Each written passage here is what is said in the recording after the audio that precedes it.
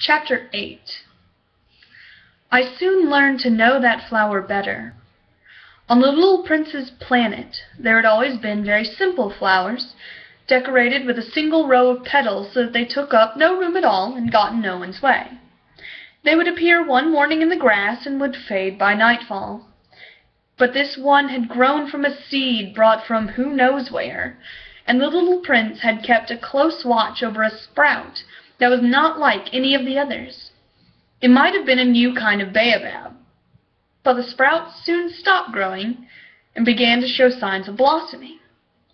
The little prince, who had watched the development of an enormous bud, realized that some sort of miraculous apparition would emerge from it, but the flower continued her beauty preparations in the shelter of her green chamber, selecting her colors with the greatest care, and dressing quite deliberately, adjusting her petals one by one.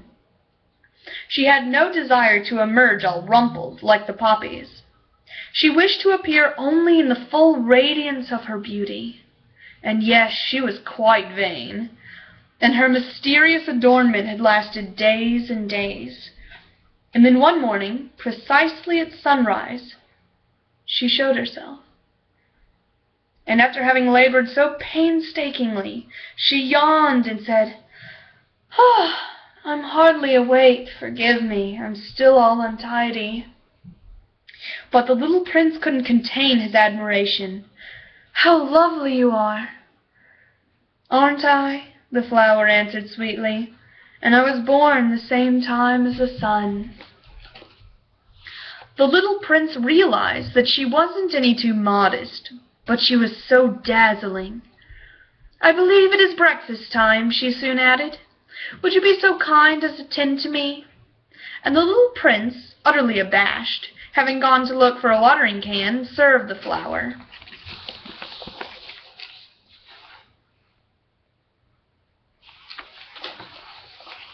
She had soon begun tormenting him with her rather touchy vanity. One day, for instance, alluding to her 4 thorns, she remarked to the little prince, "I'm ready for tigers with all their claws." "There are no tigers on my planet," the little prince objected. "And besides, tigers don't eat weeds." "I am not a weed," the flower sweetly replied. "Forgive me."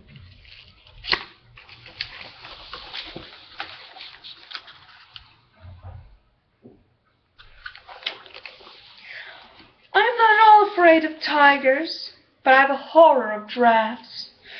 You wouldn't happen to have a screen?" A horror of drafts. "That's not a good sign for a plant," the little prince had observed. "How complicated that flower is."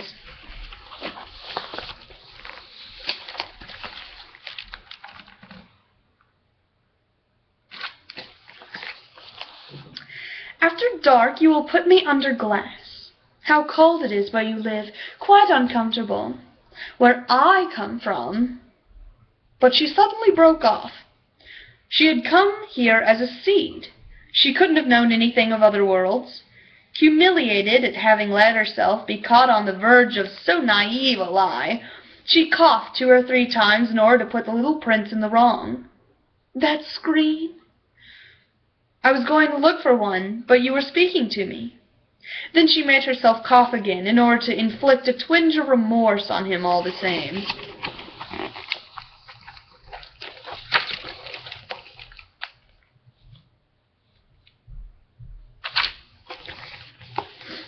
So the little prince, despite all the goodwill of his love, had soon come to mistrust her.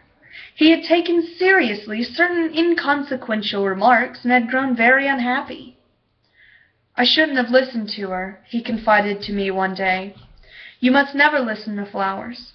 You must look at them and smell them. Mine perfumed my planet, but I didn't know how to enjoy that. The business about the tiger claws, instead of annoying me, ought to have moved me." And he confided further, "In those days, I didn't understand anything. I should have judged her according to her actions, not her words. She perfumed my planet and lit up my life. I should never have run away. I ought to have realized the tenderness underlying her silly pretensions. Flowers are so contradictory. But I was too young to know how to love her.